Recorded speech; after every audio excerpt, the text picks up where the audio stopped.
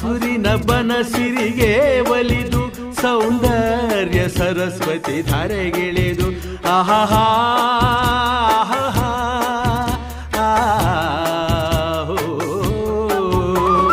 ಹರಿಯುವ ನದಿಯಲ್ಲಿ